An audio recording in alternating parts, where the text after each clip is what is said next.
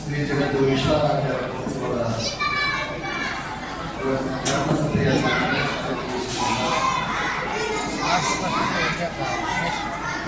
ಪರಮ ಪೂಜ್ಯ ಶ್ರೀ ಒಡೆಯ ಜನ್ಮಾರ್ಗಾರ್ಥ ಶಿವಾಚಾರ್ಯ ಮಹಾಸ್ವಾಮಿ ವಿವೇಕಾನಂದ ಪಾದಗಳಲ್ಲಿ ಪ್ರಣಾಮ ನಮಸ್ಕಾರ. ಇನ್ನೂರು ಪೂಜ್ಯರಾಗಿರುವಂತಹ ಶ್ರೀ ಸರ್ವಪ್ರಥಮ ಅಭಿನವ ಸಿದ್ಧವೀರ ಶಿವಾಚಾರ್ಯ ಮಹಾಸ್ವಾಮಿಗಳು ಕೂಡ ಪಾದಗಳಿಗೆ ಪ್ರಣಾಮ ನಮಸ್ಕಾರ. ಸಾಹಿತ್ಯ ವಹಿಸಿರುವಂತಹ ಕುಂದರ್ಗಿಯ ಮುಖ್ಯ ತಾಲೂಕಿನ ಕಲಿಕೇರಿ ಉಪಪುರದ ಡಾಕ್ಟರ್ ಮುಖೇಶ್ವರ ಶಿವಾಚಾರ್ಯ ಮಹಾಸ್ವಾಮಿಗಳ ಪಾದಗಳಿಗೆ ಪ್ರಣಾಮ ನಮಸ್ಕಾರ. ಅಧ್ಯಕ್ಷತೆ ವಹಿಸಿರುವಂತಹ ಶ್ರೀ ಸತ್ಯಾನಂದ ಶಿವಾಚಾರ್ಯ ಮಹಾಸ್ವಾಮಿಗಳು ಜಪದಗಟ್ಟೆ ಬಂಡಿಕೊಪ್ಪ ಮೈಸೂರು ಪೂಜ್ಯರ ಪಾದಗಳಿಗೆ ಭಕ್ತಿಪೂರ್ವಕ ಸಮಸ್ತ. ಅದೇ ರೀತಿ ವೇದಿಕೆಯಲ್ಲಿರ್ತಕ್ಕಂಥ ಎಲ್ಲ ಪೂಜ್ಯರ ಪಾದಗಳಿಗೆ ಪ್ರಣಾಮ ಸಮಸ್ತ. ಈ ಕಾರ್ಯಕ್ರಮವನ್ನು ಉದ್ಘಾಟಿಸಿ ಉದ್ಘಾಟನೆಗಳನ್ನಾಡಿ ನಿರ್ಗಮಿಸಿರುವಂತಹ ಶ್ರೀ ಪಿ ಡಿ ಪರಮೇಶ್ವರ ನಾಯ್ಕ ಸಾಹೇಬರನ್ನ ಸ್ಮರಿಸಿಕೊಳ್ತಾ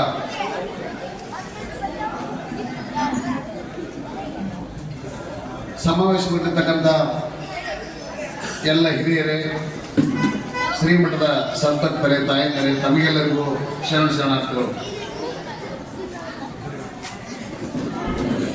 ನಿಜಕ್ಕೂ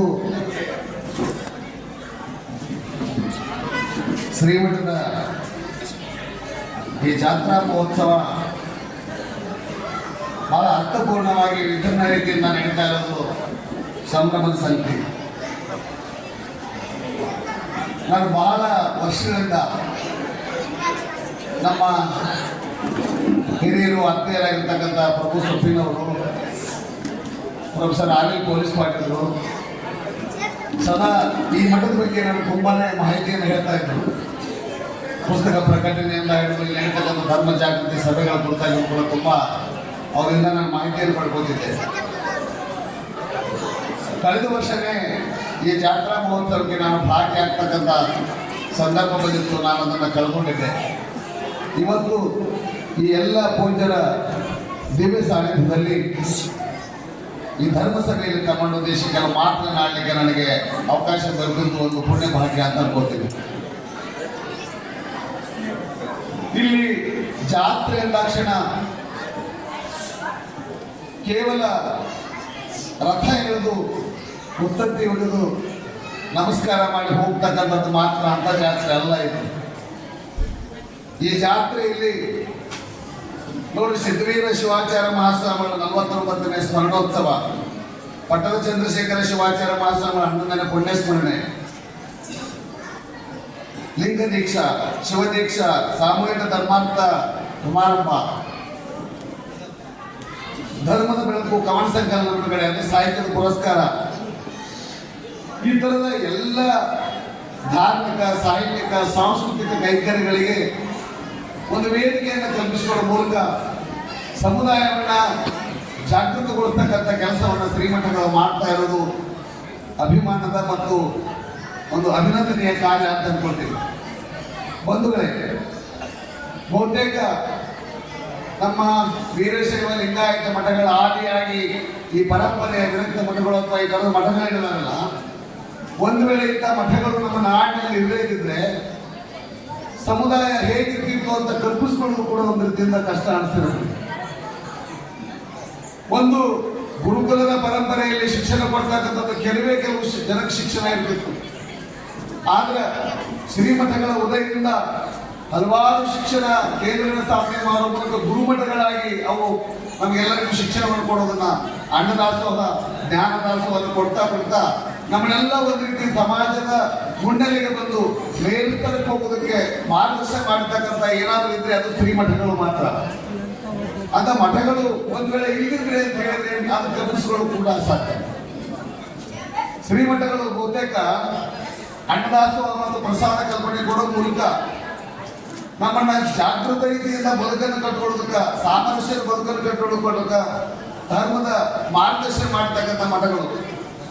ಗುರುಗಳಿಲ್ಲ ಅಂದ್ರೆ ನಮ್ಮ ಬದುಕು ಅಷ್ಟೊಂದು ಸರಿಯಾದ ರೀತಿಯಲ್ಲಿ ಸಾಗೋದಕ್ಕೆ ಸಾಧ್ಯ ಇಲ್ಲ. ಆ ನೆಲೆಯಲ್ಲಿ ಇವತ್ತಿನ ಇಲ್ಲಿರುವಂತಹ ಈ ಧರ್ಮ ಸಭೆ, ಈ ಜಾತ್ರೆ ನಮ್ಮೆಲ್ಲರೂ ಕೂಡಿ ಬಾಳುವಂತಹ, ಕೂಡಿ ನಡೀತಕ್ಕಂಥ ಒಂದು ಮಹತ್ವದ ಕಾರ್ಯಕ್ಕೆ ಹೆಜ್ಜೆಯಿಂದ ಇರ್ತಕ್ಕಂಥದ್ದು ಅಂತ ಹೇಳಿ ಬಯಸ್ತೀನಿ. ನೀವು ಗಮನಿಸ್ತಿರ್ಬೋದು, ಇಲ್ಲಿ ಜಾತ್ರೆ ಅಂದ ತಕ್ಷಣ ದೇವಾಲಯದ ಜಾತ್ರೆಗಳು ಒಂದು ರೀತಿ ಹೇಳಿದ್ರೆ, ಮಠಗಳ ಜಾತ್ರೆಗಳು ಒಂದು ರೀತಿ. ಮಠಗಳು ತೇರು ಎಳೆಯೋದು ಒಂದು ಅರ್ಥ ನಮ್ಮ ಯಶಸ್ಸಿನ ಸಂಕೇತ, ಸಂಭ್ರಮದ ಸಂಕೇತ, ಬದುಕಿನ ತೇರನ್ನು ಎಳೆಯುವ ಸಂಕೇತ ಆಗಿ ನಾವು ತೇರು ಎಳಿತೀವಿ. ಯಾರು ಜಗದ್ಗುರುಗಳು ಪೂಜ್ಯರು ಅನ್ಕೊಂತೀವಿ, ಆ ಪೂಜ್ಯರನ್ನ ಆ ಉತ್ಸವದ ಮೆರವಣಿಗೆ ಇಡುವ ಮೂಲಕ ಅವರನ್ನು ಸ್ಮರಿಸ್ತಾ ಅವರನ್ನು ನಾವು ಒಂದು ಉತ್ಸವದ ಮೂರ್ತಿಗಳಾಗಿ ನಾವು ಕರ್ಕೊಂಡು ಹೋಗುವ ಮೂಲಕ ನಮ್ಮ ಪ್ರತಿಷ್ಠೆಯನ್ನು ಹೆಚ್ಚಿಸ್ಕೊಳ್ತೀವಿ, ನಮ್ಮ ಗೌರವವನ್ನು ಹೆಚ್ಚಿಸ್ಕೊಳ್ತೀವಿ. ಅಂಥದ್ದೊಂದು ಜಾತ್ರೆ ನಡೆದಾದ ಮೇಲೆ ಇಲ್ಲೇ ನಡೀತದಲ್ಲ ಧರ್ಮಸಭೆ, ಈ ಸಭೆ ತುಂಬಾ ಮಹತ್ವ ಇದೆ. ಬಹುತೇಕ ಈ ಜಾತ್ರೆಯಲ್ಲಿ ನೀವು ಸಂಭ್ರಮಿಸಿದಿರಿ. ಕೂಡಿ ಉಣ್ಣುವ, ಹಾಡಿ ಕುಣಿಯುವಂತ, ಬಾಗಿ ಕೈ ಮುಗಿದು ನಮಸ್ಕರಿಸುವಂತ, ಈ ಮೂಲಕ ನಮ್ಮ ವ್ಯಕ್ತಿತ್ವವನ್ನು ರೂಪಿಸಿಕೊಳ್ಳೋದಕ್ಕೆ ಇದೊಂದು ಕೇಂದ್ರ ಸ್ಥಳ ಇದೆ. ಇನ್ನು ಜಾತ್ರೆ ನಡೆಯುವಂತ ಸಂದರ್ಭದಲ್ಲಿ ಇಲ್ಲೆಲ್ಲ ಕೂತಿರುವಾಗ ಬಹುತೇಕ ನಾನು ಬಹಳಷ್ಟು ವೇದಿಕೆಯಲ್ಲಿ ಗಮನಿಸ್ತಿರ್ತೀನಿ, ತಾಯಂದ್ರು ಮಾತ್ರ ಕಾಣಿಸ್ಕೊಳ್ತಿರ್ತಾರೆ ಮತ್ತು ಹಿರಿಯರೆಲ್ಲರೂ ಕೂತಿದ್ದೀರಿ. ಇಲ್ಲಿ ತುಂಬಾ ಹಿರಿಯರು ಕೂತಿದ್ರಿ. ಯುವಕರು ಇಂಥ ಸಭೆಯಲ್ಲಿ ಭಾಗವಹಿಸಬೇಕು, ಹಿರಿಯರ ಪೂಜ್ಯರ ಹಿತವಚನವನ್ನು ಕೇಳಿಸಬಹುದು. ಬಹುತೇಕ ಈ ಸಭೆಯನ್ನು ಉದ್ದೇಶಿಸಿ ಕೆಲವು ಮಾತುಗಳನ್ನ ಪೂಜ್ಯರ ಅವ್ರ ನುಡಿಗಳನ್ನು ಕೇಳೋದಕ್ಕೆ ನೀವೆಲ್ಲ ಆಸಕ್ತರಾಗಿರ್ತೀರಿ. ನನ್ನ ಅನುಭವದ ಕೆಲವು ಮಾತುಗಳನ್ನ, ಪೂಜ್ಯರ ನುಡಿಗಳನ್ನ ಕೇಳಿಸ್ಕೊಂಡಾಗಿದ್ದರಿಂದ ಕೆಲವು ವಿಚಾರಗಳನ್ನ ಜೊತೆಗೆ ಹಂಚಿಕೊಳ್ಳಿ ಬಯಸ್ತೀವಿ. ಬಹುತೇಕ ಇಲ್ಲಿ ಶ್ರೀಮಠದಲ್ಲಿ ದಾಸೋಹದ ಪರಿಕಲ್ಪನೆಯನ್ನು ಕೊಟ್ಟಿರ್ತಕ್ಕಂಥ ಮಠ ಇದೆ. ಪ್ರಸಾದದ ವ್ಯವಸ್ಥೆ ನಿರಂತರವಾಗಿರ್ತದೆ.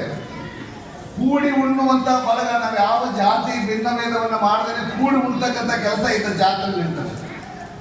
ಜಾತ್ರೆಗೆ ಬಂದಾಗ ಯಾರು ಇವರೇ ಬರ್ಬೇಕಂತೇಳಿ ಎಲ್ಲರೂ ಕೂಡ ಸೇರಿಕೊಂಡು ನಾವಿಲ್ಲಿ ಜಹಬಾಮ ಆಚರಣೆ ಮಾಡ್ತೇವೆ.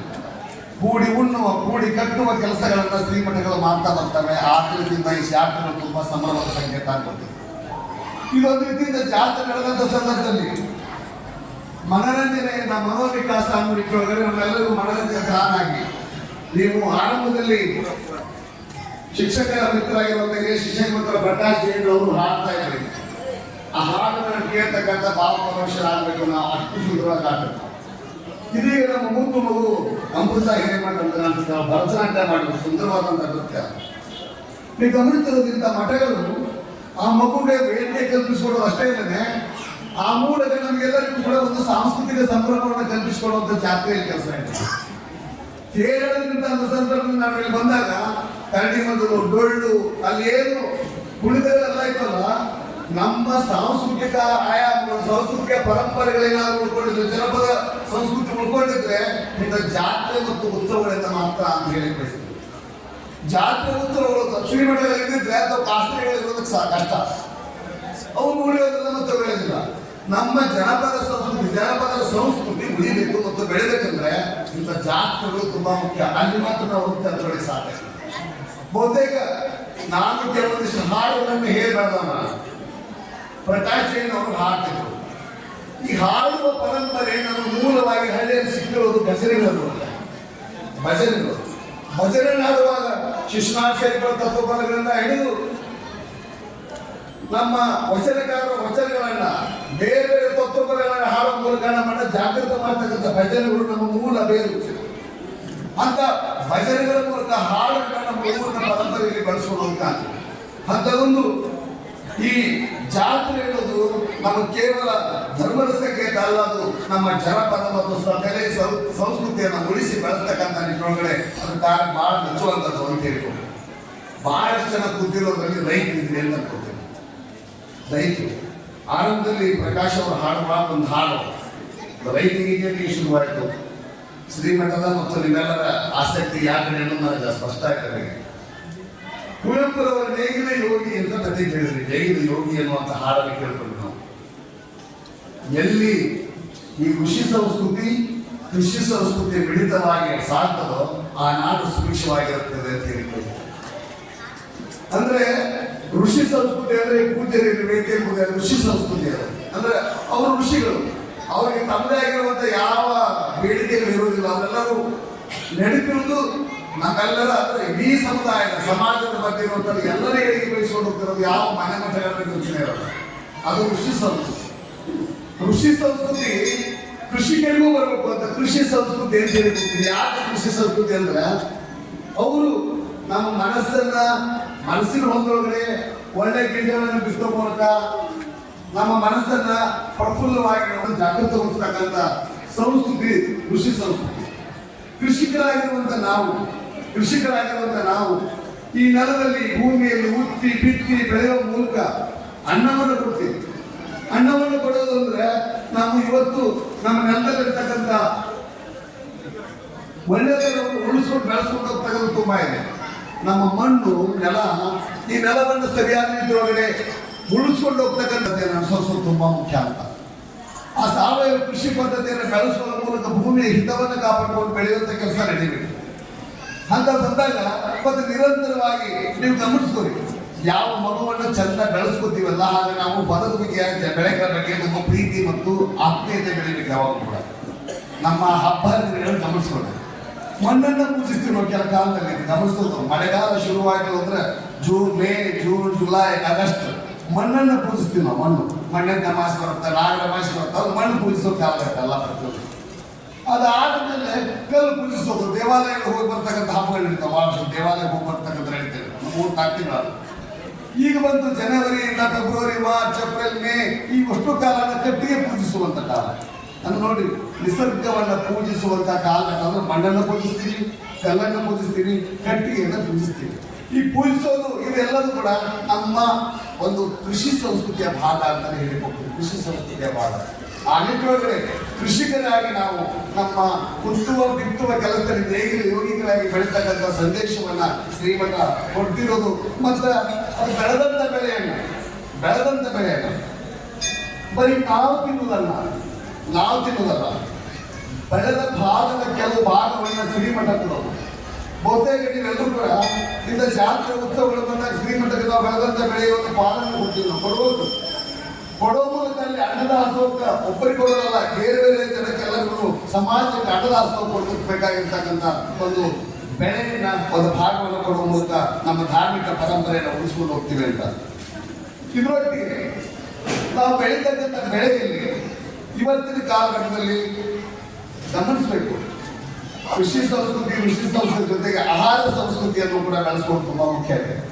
ಬಂಧುಗಳೇ, ನೀವು ಗಮನಿಸ್ಕೊಂಡು ಇಲ್ಲಿ ಹಿರಿಯ ತಾಯಿಗೆ ಬಹಳ ಜನ ಗೊತ್ತಾರ. ಆಹಾರ ಸಂಸ್ಕೃತಿ ಅಂತ ಹೇಳುವಾಗ ಒಂದು ಮಾತನ್ನ ಹೇಳಿ ಬಯಸ್ತೀವಿ. ಬಹುತೇಕ ಶರಣರ ಸಂದೇಶ, ಶ್ರೀಮಠಗಳ ಸಂದೇಶ ನಮಗಿರೋದು ಅನ್ನದ ಮೇಲಿನ ಭಕ್ತಿ ಮತ್ತು ಅದನ್ನ ಅನ್ನ ಅನ್ನೋದನ್ನು ಪ್ರಸಾದ ಅಂತ ಮಾಡಿರೋದು. ಒಂದು ಅಗಲನ್ನ ರೈತ ಮಾತ್ರ ಗೊತ್ತು, ನಿಮಗೆಲ್ಲರಿಗೂ ಗೊತ್ತಿದೆ. ಒಂದು ಅಗಲನ್ನು ಸೃಷ್ಟಿ ಮಾಡುವಂತ ಶಕ್ತಿ ನಮ್ಗೆ ಯಾರಿಗೂ ಇಲ್ಲ, ಭೂತಾಯಿಗೆ ಮಾತ್ರ ಇರೋದು. ಬೆಳೆದಂತ ಅನ್ನ ಅದು ಊಟ ಆಗೋದಷ್ಟ ಅದು ಪ್ರಸಾದ ಅಂತಕ್ಕಂಥ ಪ್ರಕ್ರಿಯೆಯನ್ನ ಏನು ಸ್ವಾಮೀಜಿಗಳು ನಮ್ಮ ನಿರ್ದೇಶ ನೀಡ್ತಾರಲ್ಲ, ಪ್ರಸಾದ ಅನ್ನೋ ರೀತಿಯೊಳಗೆ ನಾವು ಏನು ಸ್ವೀಕರಿಸ್ತೀವಿ ಅಂತ ತುಂಬಾ ಖುಷಿ ಪಡ್ತಾ. ಇವತ್ತು ಪ್ರಸಾದ ಅನ್ನುವಂಥ ಸ್ವೀಕೃತಿಯ ಭಾವಕ್ಕಿಂತ ನಾವು ಬರೀ ತಿನ್ನುವ ಭಾಗವಾಗಿ ನಾವು ಪರಿವರ್ತನೆ ಆಗಿದ್ದೀವಿ. ತಿನ್ನುವ ಭಾಗ ನೀವು ಗಮನಿಸಿ, ನೀವು ಮದುವೆ ಮುಂಜೆ ಬೇರೆ ಬೇರೆ ಸಂದರ್ಭದಲ್ಲಿ ಹೋಗಿಲ್ಲ. ಒಂದ್ಸರಿ ನಮ್ಮ ಸ್ನೇಹಿತರು ಹೇಳ್ತಿದ್ರು 50 ಐಟಮ್ ಇಟ್ಟಿದ್ರು. 50 ಐಟಮ್ ಇಟ್ಟಿದ್ರು ಮದುವೆ ಸಂದರ್ಭ.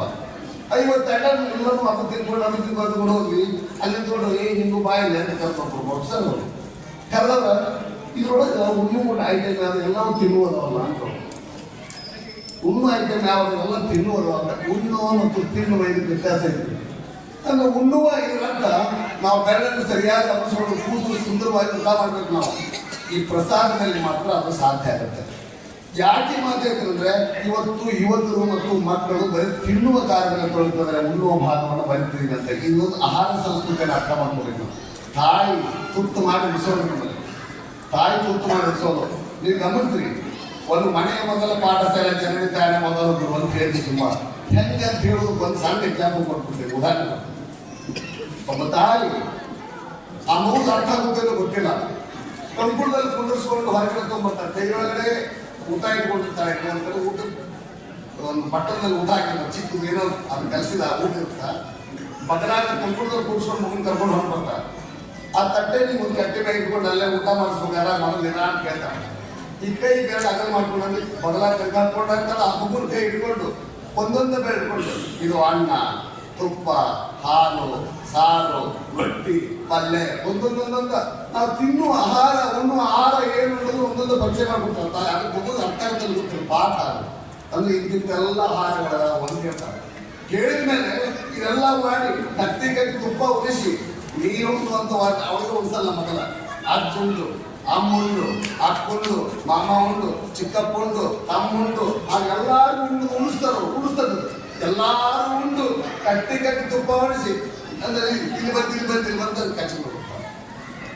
ತಾಯಿಯಾದ ಈ ಆಟ ನೀವು ಒಂದು ರೀತಿಯಿಂದ ಆಟ ನಡೆಸಿದ್ರೆ ತಪ್ಪು. ನಮಗೆ ಗಮನಿಸಿ, ಆ ಕಂಪ್ಯೂಟರ್ ಕೂಡ ನಮಗೆ ಅರ್ಥ ಆಗಲ್ಲ. ತಾಯಿ ಹೇಳ್ತಿದ್ದೇನು ಇಂತಿಂತ ಆಹಾರವಲ್ಲ, ಇದು ಉಣ್ಣೋ ಆಹಾರ, ಇದು ಉಣ್ಣೋ ಆಹಾರ. ಈ ಆಹಾರ ತಿಂದ್ರೆ ಶಕ್ತಿಯುತ ಬೆಳಿಗ್ಗೆ ಅಂತ ಆಹಾರ ಪರಿಚಯ ಮಾಡ್ಬಿಡ್ತಾಳ. ನೆಕ್ಸ್ಟ್ ಬಾರ್ ಒಂದು ಹಂತ ಏನಂದ್ರೆ ನೀನು ಉಣ್ಣುವುದಲ್ಲ, ಬರೀ ಅಪ್ಪ ಅಮ್ಮ ಉಣ್ಣೋದಲ್ಲ, ಅಕ್ಕ ಇದ್ದಾನೆ ಉಣ್ಬೇಕು, ಅಮ್ಮ ಇದ್ದಾನೆ ಉಣ್ಬೇಕು, ಅಕ್ಕ ಇದ್ದಾನೆ ಉಣ್ಬೇಕು, ಅಮ್ಮ ಇದ್ದಾನೆ ಉಣ್ಬೇಕು, ಚಿಕ್ಕಪ್ಪ ಇದ್ದಾರೆ. ಒಂದು ಕುಟುಂಬ ಅನ್ಬೇಕು. ನೀನು ಮಾತ್ರ ಅಲ್ಲ, ಇವರೆಲ್ಲರೂ ಇದ್ದಾರೆ, ಇದಕ್ಕೊಂದು ಕುಟುಂಬ ಅಂತೀವಿ. ಇವರೆಲ್ಲರೂ ಉಂಡು ನೀನು ಉಣ್ಬೇಕು ಅಂತ ಹೇಳ್ತಕ್ಕಂಥ ಒಂದು ಒಟ್ಟಾರೆ ಒಂದು ಪ್ರಕ್ರಿಯೆ ಹೇಳ್ಬಿಡೋದು ತಾಯಿಗಳಲ್ಲ, ಅವು ನಿಜವಾದ ಶಿಕ್ಷಕರು ಅಂತ ಹೇಳಿ. ಹಾಗಾಗಿದೆ ಜನನಿ ತಾನೇ ಮೊದಲ ಮನೆಯ ಮೊದಲ ಪಾಠಶಾಲೆ, ಜನನಿ ತಾನೇ ಮೊದಲ ಗುರು ಅಂತೀವಿ. ಬಹುತೇಕ ಇತ್ತೀಚಿನ ದಿನಮಾನದಲ್ಲಿ ನಾನು ಭಾಳ ದುರಂತಂದ್ರೆ ಮನೆಯಾಗಿದ್ದು ಮಕ್ಕಳು ಕೆಡ್ತಾರೆ ಅನ್ನೋ ಕಾಲದಾಗ ಹೊರಗಿರ್ತೀವಿ. ಮನೆಯಾಗಿದ್ದು ಮಕ್ಕಳಿಗೆ ಕೆಡ್ತಾರೆ ನನಗೆ ಭಾಳ ದುರಂತ ಅನಿಸುತ್ತೆ. ಕೆಡುವಂತ ಮನೆ ಹೆಂಗೆ ಸೃಷ್ಟಿ ಮಾಡ್ಕೊಂಡ್ವಿ ನಾವು ಅಂತ ಆಸೆ. ಮಕ್ಕಳು ಹಾಸ್ಟೆಲ್ಗೆ ಬರ್ಬೇಕ್ರೆ ಇವನ್ನ ಮನೆಯಾಗಿದ್ದು ಕೆಡ್ತಾರ.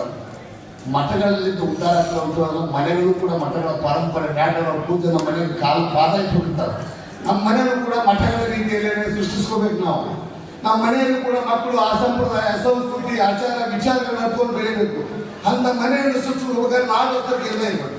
ಹಂಗಿದ್ದಾಗ ಮಾತ್ರ ನಮ್ಮ ಮಕ್ಕಳು ತರ ನಮ್ಮ ಮನೆಯನ್ನು ನಿಜವಾಗ್ಲೂ ಮನೆಯಾಗಿ ಇಟ್ಕೊಂಡು ಹೋಗ್ತಾರೆ. ಗಮನಿಸಬೇಕು ಅನ್ನೋದು ಭಾಳ ಆಗ್ತದೆ. ಯಾಕಂದ್ರೆ ಭಾಳಷ್ಟು ಹಿರಿಯರಿದ್ರಿ ಮನೆಯನ್ನಾಗಿ ಇಟ್ಕೊಳ್ಳುವಂತಹ ಪರಂಪರೆಯನ್ನು ನಾನು ಮಾತ್ರ ನೀವು ಹಿರಿಯರಿಲ್ಲ, ಮಕ್ಕಳಿಗೆ, ನಮ್ಮ ಮಕ್ಕಳಿಗೆ, ನಮ್ಮ ಮೊಮ್ಮಕ್ಕಳಿಗೆ ಆ ಪರಂಪರೆಯನ್ನು ಹಾಕಿಕೊಳ್ಳದೇ ಇದ್ರೆ ಖಂಡಿತ ನಮ್ಮ ಭವಿಷ್ಯ ಚೆನ್ನಾಗಿಲ್ಲ ಅಂತ. ಆ ದೃಷ್ಟಿಯಿಂದ ನಮ್ಮ ಮನೆಗಳು ಕೆಡ್ತಾ ಇವೆ ಅಂತ ಮಾತು.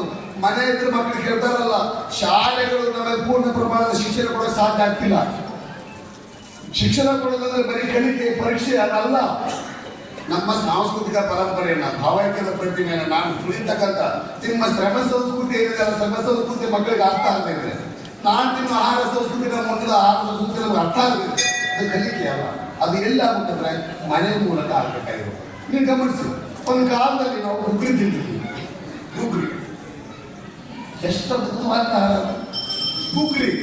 ಗುಗ್ರಿ ತಿನ್ನೋದು ಅಂದಿದ್ರೆ ಅರ್ಥ, ಗುಗ್ರಿ ತಿನ್ನೋದ್ರ ಅರ್ಥ ಒಂದು ಗುಗ್ರಿ ಅಂತ ಮಾಡಿದ್ರೆ 5 ದಿನಸದ ಕಾಲ ಕಡ್ಲಿರೋದು, ಹುಳ್ಳಿರೋದು, ಹೆಸರಿರೋದು, ಜೋಳ ಇರೋದು, ಅಂದ್ರೆ ಗೋಧಿ ಇರೋದು 5 ದಂತ. ಅದು ಏಕದಳದ್ದು, ದ್ವಿದಳದ್ದು.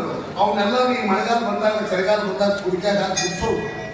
ಕುದಿಸಿದ ಮೇಲೆ ಸೌಟ್ ತಗೊಂಡು ಬೇಕಾದಂತ ಇಲ್ಲ. ಚಳಿ ಎಲ್ಲ ಬಿಟ್ಟು ಮಳೆಗಾಲದಾಗಿದ್ರು ಮಳೆ ನಮಗೆ ಯಾವುದರಿಂದ ಎದಾರಿಸ್ಬೋದು. ಆ ಗುಗ್ರಿ ತಿನ್ನೋರು ಮಕ್ಕಳು, ಗುಗ್ರಿ ತಿನ್ನೋರು. ಈ ಗುಗ್ರಿ ಅನ್ನೋದು ಬರೀ ಹೆಸರಲ್ಲ, ಆ ಗುಗ್ರಿಯಲ್ಲಿರ್ತಕ್ಕಂಥ ಎಲ್ಲ ಏಕದಳ ದ್ವಿದಳ ಧಾನ್ಯಗಳು ಒಂದು ನಮ್ಮ ದೇಹದ ಬೆಳವಣಿಗೆ ತಿಂಗಳಿರ್ತಾನೆ. ಮಕ್ಕಳು ತಿನ್ನೋದು ಅಷ್ಟು ಸಾಕಾಗ್ತದೆ. ಈಗ ಪಾನಿಪುರಿ ತಿನ್ನೋದು, ಬ್ರೆಡ್ ಬಿಸ್ಕಟ್ ತಿನ್ನೋದು, ಈಗ ತಿನ್ನೋದು ಬೇರೆ, ಗೋಬಿ ಮಂಚೂರಿ ತಿನ್ನೋದು, ಅಂದ್ರೆ ತಿನ್ನುವ ಆಹಾರ ಅಂತ ನಾ ಹೇಳ್ತೀವಿ. ನಮ್ಮ ಪರಂಪರೆಯ ಆಹಾರ ಸಂಸ್ಕೃತಿ, ನಮ್ಮ ಹೋಳಿಗೆ, ನಮ್ಮ ಹಿಂದಿ, ನಮ್ಮ ಆಹಾರ ಪರಂಪರೆ ಇದೆಯಲ್ಲ, ತಂಗಳಿಗಿನ ಆಹಾರ ಪರಂಪರೆ. ರೊಟ್ಟಿ ತಿನ್ನೋ ಕಾಲ ಒಂದ್ ಕಡೆ ಗಮನ ನೋಡ್ಬೇಕು. ರೊಟ್ಟಿ ತಿನ್ನೋ ಸತ್ಯಪ್ಪನ ಸೊಗತ ಅದೊಂದು ಕತೆ ಬರೀತಿದ್ದೆ. ಬರೀವಾಗ ಆ ಅಜ್ಜಿ ಮನೆಯಾಗ ಒಂದು ನಾಯಿ ಸಾಕಿರ್ತಾವ. ಕತ್ತಿ ನಾಯಿ ಇರ್ತಾವ ಮನೆಯಾಗ.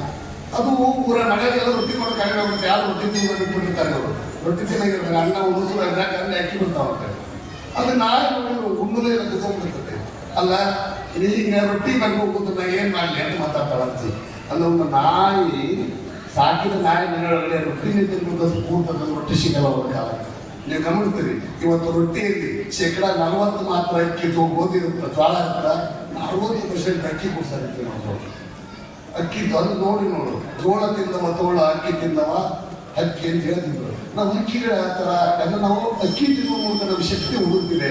ಜೋಳ ತಿಂದು ತೋಳು ತರುವ ಶಕ್ತಿ ಆಗ್ತದಾಗುತ್ತೆ. ಜೋಳ ನಮ್ಮ ಬೆಳೆಯ ಪರಂಪರೆ. ದಯವಿಟ್ಟು ನಾನು ಒಂದು ಕಾಲ ಬರುತ್ತಲ್ಲ, ಎಲ್ಲ ಈ ಪಟ್ಟಣದ ಸಂಸ್ಕೃತಿ ನಾಶ ಮಾಡ್ಕೊಂಡು ನಾವು ಊರಲ್ಲಿ ಹೆಣ್ಣುಗಳಲ್ಲಿ ಯಾರು ಹೊಸ ನೀವು ಶ್ರೇಷ್ಠ, ಇವು ನಮಗೆ ಏನಾದ್ರು ತಿನ್ನಕೊಟ್ಟು ಒಳ್ಳೆ ಸಿಕ್ಕಿಲ್ಲ ನಮಗೆ ಓಡ್ಕೊಂಡು ಅಂತಕ್ಕಂಥ ಕಾಲ ಹೋದಿಲ್ಲ ಇಲ್ಲ. ಹಾಗಾಗಿ ನಮ್ಮ ಹೊಲದಲ್ಲಿ ಬಿತ್ತ ಬೆಳೆ ಅದ್ರ ಮೇಗಿನ ಪ್ರೀತಿ ಖಂಡಿತವಾಗಿ ಕಡಿಮೆ ಆದಂಥ ರೀತಿ ಒಳಗೆ ನಮ್ಮ ಮಕ್ಕಳನ್ನು ಬಳಸೋ ಮೂಲಕ ಬೆಳೆಸಿದ್ರೆ ನಮ್ಮ ಆಹಾರ ಸಂಸ್ಕೃತಿ, ಕೃಷಿ ಸಂಸ್ಕೃತಿ ಉಳಿದು ಬೆಳೆಸಲಿಕ್ಕೆ ಸಾಧ್ಯ.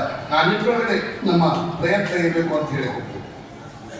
ಜೊತೆಗೆ ಮತ್ತೊಂದು ವಿಶೇಷ ಹೇಳುವಂದ್ರೆ, ಬಹುತೇಕ ನಾವು ನಮ್ಮ ಮಕ್ಕಳು ತುಂಬಾ ಜನ ಹಿರಿಯರಿದ್ದೀವಿ, ಮಕ್ಕಳ ಬಗ್ಗೆ ಮಾತಾಡೋದು. ಯಾಕಂದ್ರೆ ಮಕ್ಕಳ ಜೊತೆನೆ 35 ವರ್ಷಗಳ ಶಿಕ್ಷಕ ವೃತ್ತಿಯಲ್ಲಿ ಬಂದವರು, ಅವ್ರನ್ನ ಬಹಳ ಸೈಕಾಲಜಿಕಲಿ ನಾನು ಅರ್ಥ ಮಾಡ್ಬಿಡ್ತೀನಿ. ಕೆಲವು ಮಾತ್ರ ನೀವು ಹೇಳಬೇಕು ಅಂತ ಹೇಳ್ಬೋದು. ತಾಯಿಗಳಿಗೆ ಬಹುತೇಕ ಮಕ್ಕಳು ಬೆಳೆಸೋರ್ಗೆ ಮನೆಯ ಮೊದಲ ಪಾಠಶಾಲೆ ಅಂತ ಒಂದು ಮಾತು ಹೇಳಬೇಕು.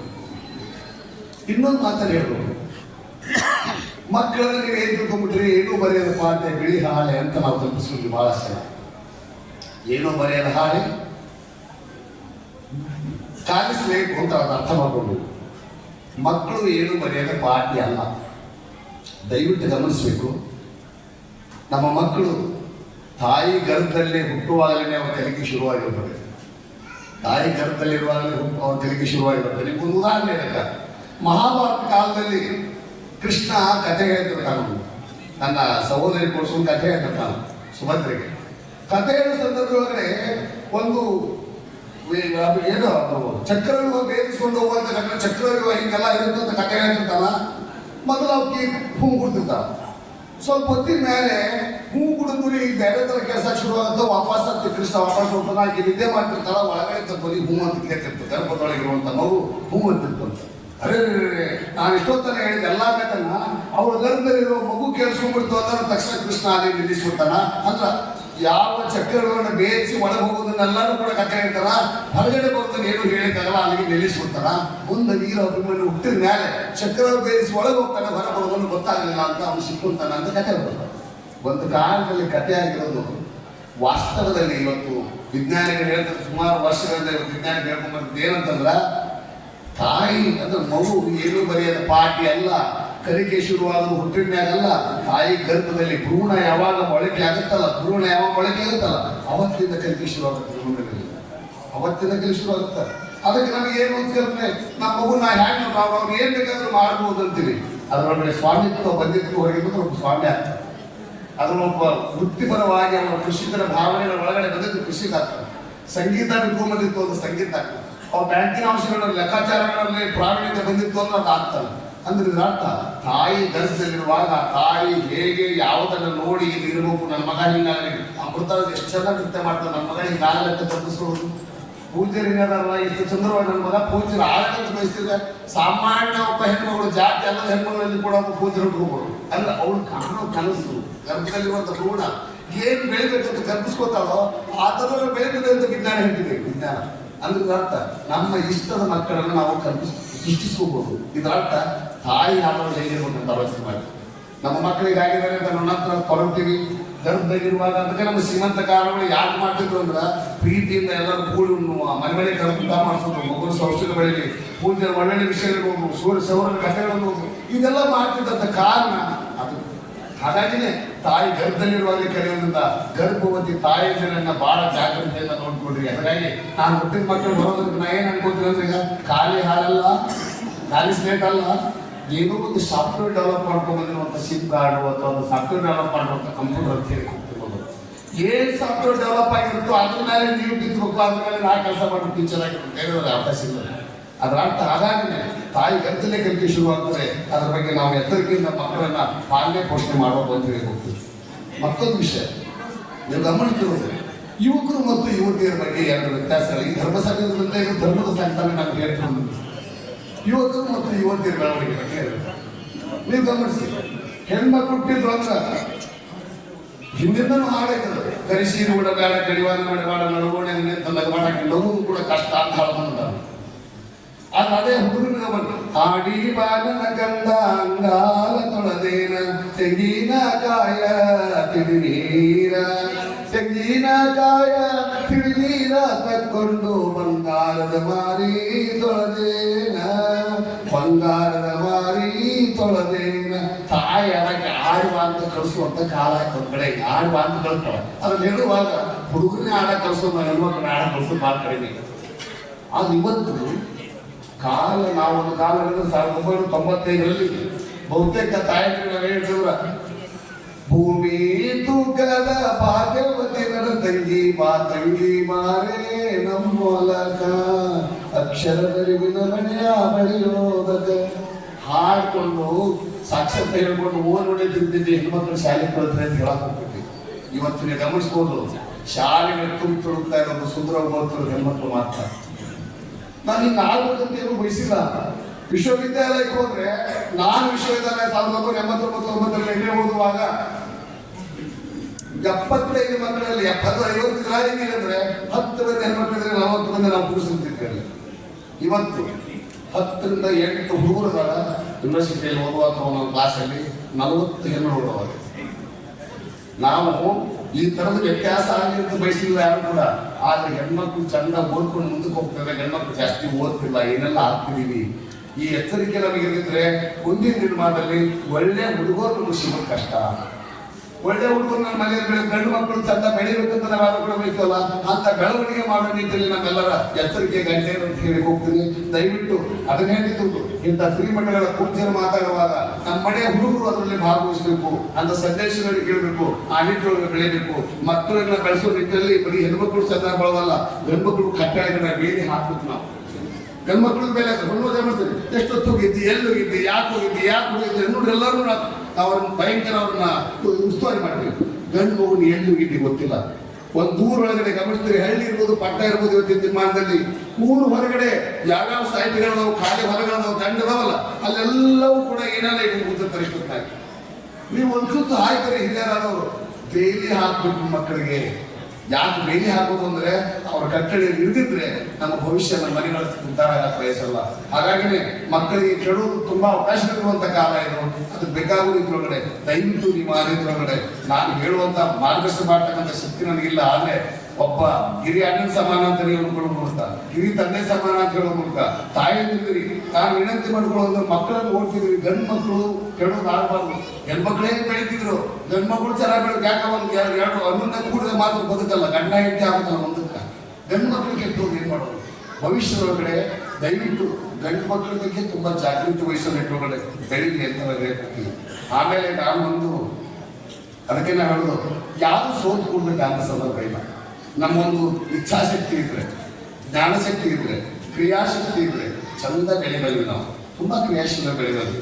ಮತ್ತೆ ನೀವು ಗಮನದಲ್ಲಿರಲಿ, ಹುಟ್ಟಿದ ಮಕ್ಕಳು ಯಾರು ದಾಟಲ್ಲ, ಯಾವ ಮಕ್ಕಳು ದಾಟಲ್ಲ.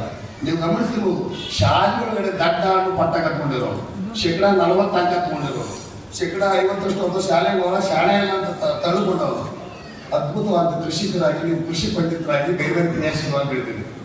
ಯಾವ ಶ್ರೀಮಠದ ಪೂಜ್ಯರಾಗಿ ಕೂಡ ಬೆಳೆದಿರ್ಬೋದು.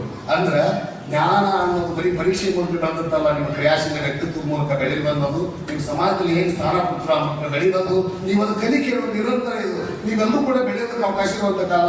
ಆ ನಿಟ್ಟೊಳಗಡೆ ನೀವು ಇಚ್ಛಾಶಕ್ತಿ ಇಟ್ಕೊಂಡು, ಜ್ಞಾನಶಕ್ತಿ ಇಟ್ಕೊಂಡು, ಕ್ರಿಯಾಶಕ್ತಿ ಇಟ್ಕೊಂಡು ಬೆಳೆದ್ರೆ ಖಂಡಿತ ಕೂಡ ಹೇಳಿಕ್ಕೆ ಸಾಧ್ಯ ಅಂತ ನೀವು ಬೆಳಿತೀನಿ ಅಂತ ಹೇಳ್ತಾ ಮನೆಯದೊಂದು ಮಾತನ್ನು ಹೇಳಿ ಮುಗಿಸ್ತೀನಿ. ನನ್ನ ಜೊತೆ ಪಕ್ಕದಲ್ಲಿ ಇದ್ದಿದ್ದಾರೆ, ಸಮಯ ಆಯ್ತು ಅಂತೀನಿ. ಒಳ್ಳೆಯದೊಂದು ಮಾತು ನಾವೆಲ್ಲರೂ ಇತ್ತೀಚಿನ ನಿರ್ಮಾಣದಲ್ಲಿ ಪೂಜ್ಯರಾದಿಯಾಗಿ ಇರ್ಬೋದು ಅಥವಾ ಪೂಜ್ಯರ ದೂರ ಇರ್ತೀನಿ, ಅವ್ರಿಗೆ ನಾವು ಹೇಳ್ಕೊಳ್ಬೇಕಿಲ್ಲ.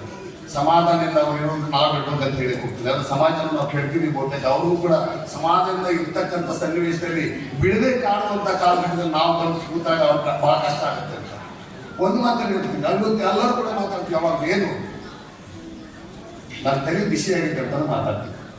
ನಮ್ಮ ತಲೆ ಬಿಸಿ ಆಗಿತ್ತು, ನನಗೆ ತೊಳೆಯಕ್ಕೆ ಅಂದ್ರೆ ತಲೆ ಬಿಸಿ ಆಗಿತ್ತು. ನಾವೆಲ್ಲರೂ ಕೂಡ ಶುಗರ್ ಕುಡಿಸ್ಕೊಂಡು ನಮ್ಗೆ ಬೇರೆ ಎಲ್ಲ ಕಾಯಿಲೆಗಳು ಅಂತ ತಲೆ ಬಿಸಿ ಆಗೋದು, ಶುರು ಮಾಡ್ಬೋದು.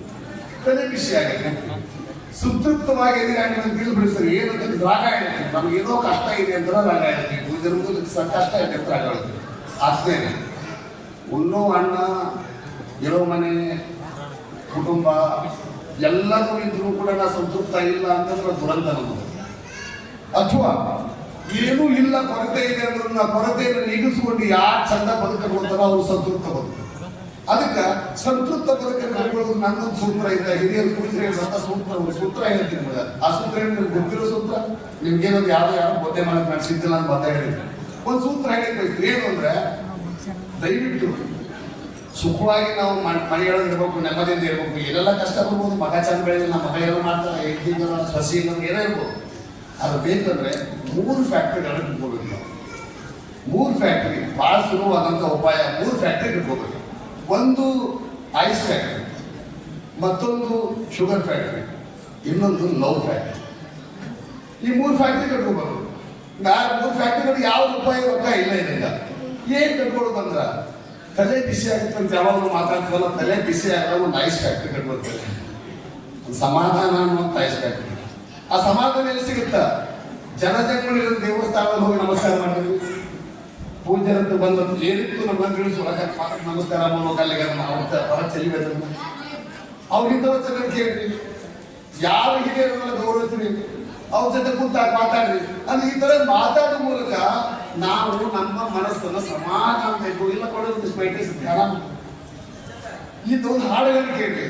ಅಂದ್ರೆ ಈ ತರದ ಸಮಾಧಾನದಿಂದ ಇರುವಂತ ಗುಣ ನಮ್ಮಲ್ಲಿ ಬೆಳೀತು ಅಂದ್ರೆ ನಮ್ಮ ಸೆಂಟ್ ಬರೋಲ್ಲ, ನಾವು ನೆಮ್ಮದಿಯಿಂದ ಬದುಕಲಿಕ್ಕೆ ಸಾಧ್ಯ. ಹಾಗಾಗಿ ತಲೆಯೊಳಗಡೆ ಇನ್ನೊಬ್ಬರಿಗೆ ನಾವು ಶರಣ ಮಾಡುವ, ಶಿಫ್ಟ್ ಮಾಡುವ, ಬೈಯುವ ಸಂದರ್ಭ ಬರಲ್ಲ. ನಾವು ಐಸ್ ಫ್ಯಾಕ್ಟ್ರಿ, ಅದು ತಲೆಯೊಳಗಡೆ ಐಸ್ ಫ್ಯಾಕ್ಟ್ರಿ ಕಟ್ಟುವ, ಸಮಾಧಾನ ಐಸ್ ಫ್ಯಾಕ್ಟ್ರಿ.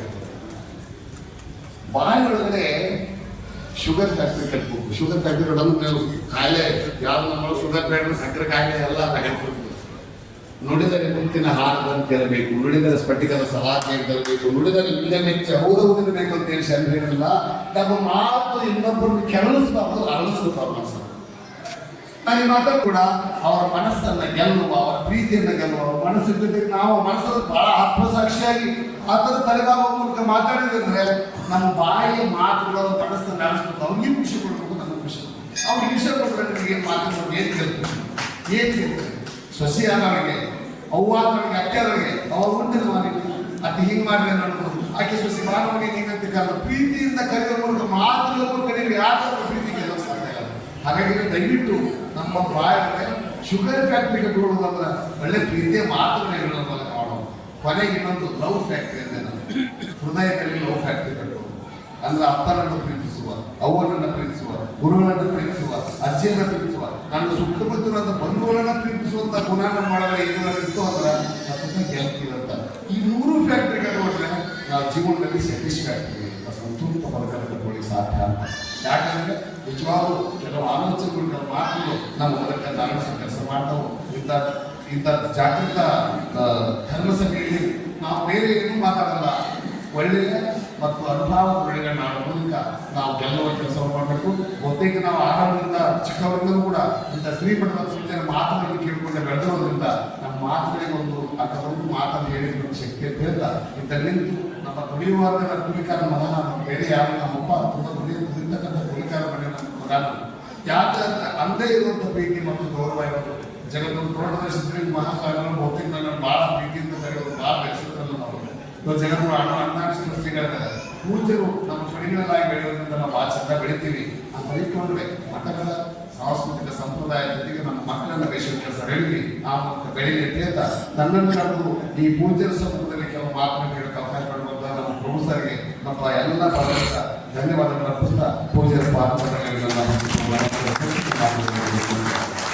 ಈ ಧರ್ಮ ಜಾಗೃತ ಸಭೆಯಲ್ಲಿ ವಿಶೇಷ ಉಪನ್ಯಾಸವನ್ನು ನೀಡಿರ್ತಕ್ಕಂಥ ರಾಷ್ಟ್ರ ಪ್ರಶಸ್ತಿ ಪುರಸ್ಕೃತರಾಗಿರ್ತಕ್ಕಂಥ ಡಾಕ್ಟರ್ ನಿಂಕು ಸರ್ಗಿ ಅವರಿಗೆ ನಿಮ್ಮೆಲ್ಲರ ಜೋರಾದ ಚಪ್ಪಾಳೆಯೊಂದಿಗೆ ಅಭಿನಂದನೆಗಳನ್ನು ಸಲ್ಲಿಸಿದ್ದಾರೆ. ಡಾಕ್ಟರ್ ನಿಂಕು ಸರ್ಗಿ ಅವರು ಪರಮ ಪೂಜ್ಯರಿಂದ ಗುರುಲಕ್ಷ್ಯ ಪಡಿಬೇಕು ಅಂತೇಳಿ ಶ್ರೀಯುತರಲ್ಲಿ ವಿನಂತಿಯನ್ನ ಮಾಡಿಕೊಳ್ತಾ ಇದ್ದಾರೆ. ಈ ಒಂದು ಸಮಾರಂಭದಲ್ಲಿ ಸಮ್ಮುಖವನ್ನು ವಹಿಸಿರುವಂತಹ ಹಿರೇಮಲ್ಲನಕೆರೆ ಅಡಗಲಿಯ ಪರಮ ಪೂಜ್ಯ ಶ್ರೀಮನ್ ನಿರಂಜನ ಪ್ರಣವ ಸ್ವರೂಪಿ ಅಭಿನವ ಚನ್ನಬಸವ ಮಹಾಸ್ವಾಮಿಗಳು ಪರಮ ಪೂಜ್ಯರು ತಮ್ಮ ಅಮೃತ ನುಡಿಗಳ ಮೂಲಕ ನಮ್ಮನ್ನು ಆಶೀರ್ವದಿಸಬೇಕು ಅಂತೇಳಿ ಪರಮ ಪೂಜ್ಯರಿಗೆ ಭಕ್ತಿಪೂರ್ವಕವಾಗಿ ವಿನಂತಿಯನ್ನ ಮಾಡಿಕೊಡ್ತಾ ಇದ್ದಾರೆ.